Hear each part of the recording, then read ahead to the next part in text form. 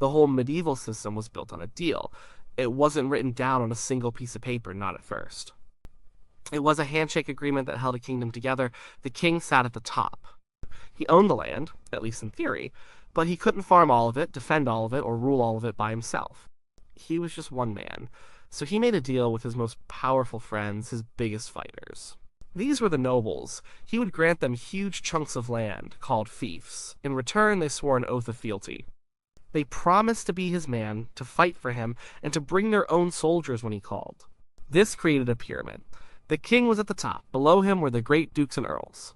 Below them were the lesser barons and lords, and at the very bottom, a massive base of peasants and serfs who worked the land for everyone else. This structure is key to understanding everything about medieval justice. A noble wasn't just a rich person. A peasant with a lucky break who found a pot of gold was still a peasant. A noble was part of a different class entirely. Their blood was considered different. Their purpose was different. A peasant's job was to work. A priest's job was to pray. A noble's job was to fight and to rule. So when a king looked at his kingdom, he didn't see a million equal subjects. He saw a few dozen men who mattered, and then everyone else. The men who mattered were his tenants-in-chief, the nobles. They were his partners in running the country. They were also his biggest threat. A peasant with a pitchfork was a nuisance. A duke with an army was a nightmare. This relationship was personal. The king knew these men. He hunted with them, feasted with them, and fought beside them. Their families intermarried. Their children grew up together at court. Punishing a powerful earl wasn't like punishing a stranger. It was like disciplining a dangerous and heavily armed cousin who also happened to control a third of your company's assets. You had to be careful. You had to think about the consequences. If a king was too harsh, he risked rebellion. The other nobles might see him as a tyrant and band together against him. If he was too soft, they might see him as weak and walk all over him. Every punishment was a political calculation. It wasn't just about justice, it was about power, control, and survival. The law itself reflected this. There wasn't one single law for everybody. The local lord ran his own court, the manor court, for his peasants. There, he was the law. He settled disputes about crops and petty theft, but a noble couldn't be tried in a peasant's court. He had a right to be judged by his peers, by other nobles. This was a fundamental privilege. It meant his fate would be decided by men who understood his world, his honor, and his power. This separation was physical, social, and legal. Nobles lived in castles, not huts. They wore silk, not wool. And when they broke the rules for punishing them were entirely different. The very nature of their crimes, the tools available to punish them, and the risks involved in doing so placed them in a category all their own. To punish a commoner was to maintain order. To punish a noble was to play a high-stakes game of political chess where one wrong move could cost the king his crown. A peasant's crime was usually born of desperation or anger, stealing bread, poaching a deer from the lord's forest. Getting into a drunken brawl at the tavern, these were crimes against property or public order. The system was designed to handle them swiftly and brutally, but a noble didn't need to steal bread. He owned the whole bakery. His crimes were on a completely different scale. They were crimes of ambition, pride, and power. The single greatest crime a noble could commit was treason, betrayal of the king. This wasn't just a crime against a man, it was a crime against the entire kingdom, and in a way, against God, who was believed to have chosen the king to rule. And treason could take many forms. The most obvious was open rebellion, raising an army to fight the king. This was the ultimate challenge, a direct attempt to break the feudal contract. A famous example is Thomas, Earl of Lancaster in the early 1300s. He was King Edward II's cousin and one of the most powerful men in England. He hated the king's favorites and believed Edward was a weak and incompetent ruler. He didn't just complain, he raised an army. For years, he was a king in all but name in the north of England. When Edward II finally defeated him at the Battle of Boroughbridge, there was no question of a simple fine or a slap on the wrist. And Lancaster had committed the ultimate sin. He had waged war on his anointed king. His punishment had to be final. But treason could be quieter, too. It could be a secret plot, a conspiracy whispered in the corridors of a castle. It might involve corresponding with the king's enemies, like the King of France or Scotland. It could be an attempt to place a different claimant on the throne. These plots were incredibly dangerous for a king. A rebellion was a visible threat you could meet on the battlefield. A conspiracy was a hidden poison that could strike at any time. Beyond outright treason, there were other noble offenses. A key part of the feudal deal was providing military service.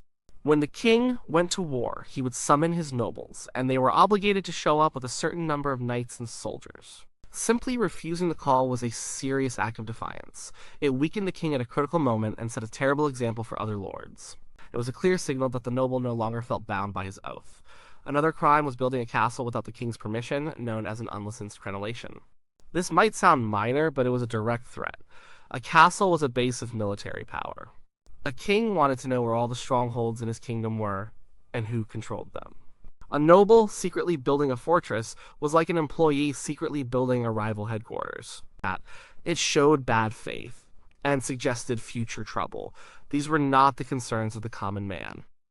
His world was one of survival. A noble's world was one of power. His crimes reflected that.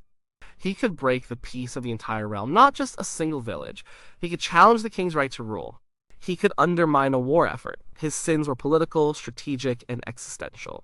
Because his crimes could topple a kingdom, the punishments had to be severe enough to deter others like him.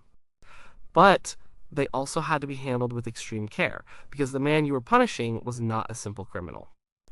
He was a pillar of the state you were trying to preserve. When a king decided to punish a disloyal noble, he had a special set of tools. They were designed not just to hurt the man, but to diminish his power, his wealth, and his family's future. It was a very different toolbox from the one used on common folk.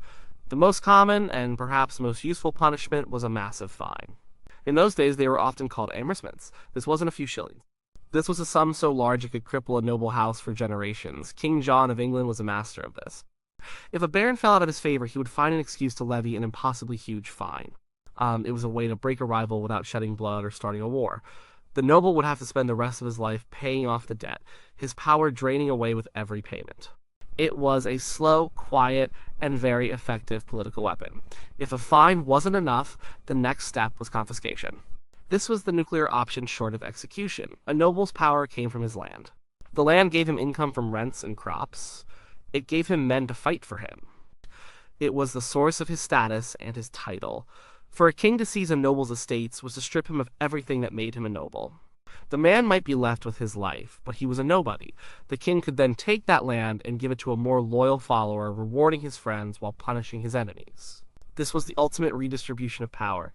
Exile was another powerful tool. A disgraced noble could be banished from the kingdom forever. This removed the threat physically. He couldn't plot with other lords if he was living in France. It also cut him off from his network of support and the source of his wealth, his lands. For a man whose entire identity was tied to his home, his castle, and his position in the kingdom, exile was a kind of social death. He became a man without a country, forced to live on the charity of foreign kings. Sometimes the punishment was about pure humiliation. A powerful noble might be forced to come to court and make a public apology, kneeling before the king in front of all his rivals. He might be stripped of a certain title or office. The goal was to shame him, to reduce his standing in the eyes of his peers. In a world built on honor and reputation, this could be a devastating blow. And what about prison? When we think of medieval prisons, we imagine dark, rat-infested dungeons. That was for common criminals.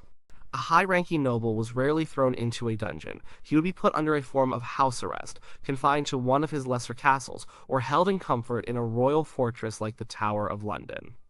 He would have his servants, his own food, and relative comfort. The punishment wasn't physical hardship, it was the loss of freedom and power.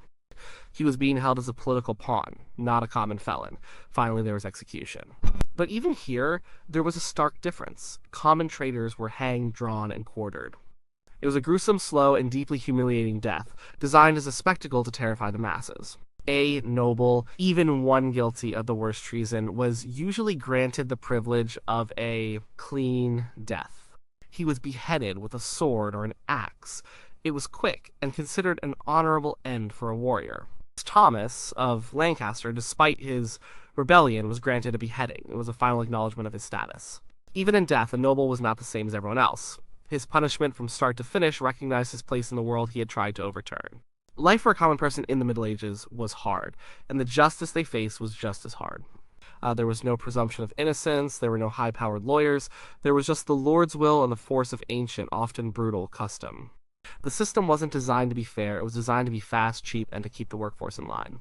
Most justice happened locally in the manor court. This was run by the lord of the manor or his steward.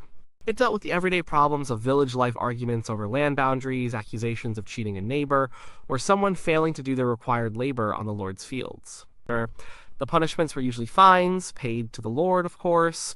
For a family living on the edge of starvation, even a small fine could be a disaster. For more serious crimes like theft or assault, the punishments became physical and public. And humiliation was a key part of it. The goal was to shame the offender in front of their neighbors to deter them and others from trying the same thing. The stocks and the pillory were common sights in a village square or marketplace. A person would be locked in, their head and hands or their feet trapped in the wooden frame. They were helpless, exposed to public ridicule for hours or even days. People would throw garbage, rotten fruit, or animal dung at them. It was a social punishment as much as a physical one. Pain was another major tool. Flogging was a common sentence for all sorts of offenses. A thief might be whipped through the town, tied to a cart for everyone to see. Branding was also used. A person convicted of theft might be branded with a T on their hand or cheek. This was a permanent mark of their crime. For the rest of their life, everyone they met would know they were a criminal. There was no escaping your past. For the worst crimes, the punishments were designed to be terrifying. Poaching a deer in the king's or lord's forest was a very serious offense. That deer was the lord's property. An offender could face mutilation. The archer's fingers might be cut off, or they could be blinded. Stealing a loaf of bread could result in having a hand cut off. The logic was simple and cruel. Make the punishment fit the crime in a way that prevents it from happening again. A one-handed man can't easily steal. A blinded man can't poach. The ultimate punishment was death. And for a commoner, it was always a shameful death. Hanging was the standard method. It was a public spectacle. Gallows were built on a hill outside of town, a permanent reminder of the king's justice. It was a slow and agonizing death by suffocation, not a quick snap of the neck. The body would often be left hanging for days, rotting in the open, as a warning to all who passed by. There was no talk of an honorable death. There was no comfortable imprisonment. The justice meted out to the common person was visceral, immediate, and unforgiving.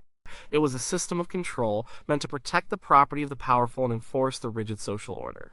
While a noble's punishment was a carefully calculated political move, a peasant's punishment was a crude but effective tool of terror. The difference between a swift beheading inside a castle wall and a slow hanging on a public gallows said everything you needed to know about the two worlds that existed side by side in the medieval kingdom. The system of punishing nobles was a delicate balancing act. It worked as long as both the king and his barons generally respected the unwritten rules. But when a king pushed too hard or when the nobles grew too powerful, the whole thing could fall apart. The way nobles were punished or weren't punished became a symptom of a much larger problem in the kingdom. King John is the classic example of a king who broke the rules. He ruled in the early 1200s and was clever, but also greedy, suspicious, and cruel. He used the tools of noble punishment not for justice, but for personal gain and to crush anyone he disliked. He levied outrageous fines for minor infractions. He seized lands based on flimsy excuses. He took hostages from noble families, their children, and threatened them to ensure good behavior. He pushed his barons to the breaking point. He wasn't punishing them for treason or rebellion. He was bleeding them dry and terrorizing them. The nobles saw this not as the king maintaining order, but as a tyrant destroying their rights.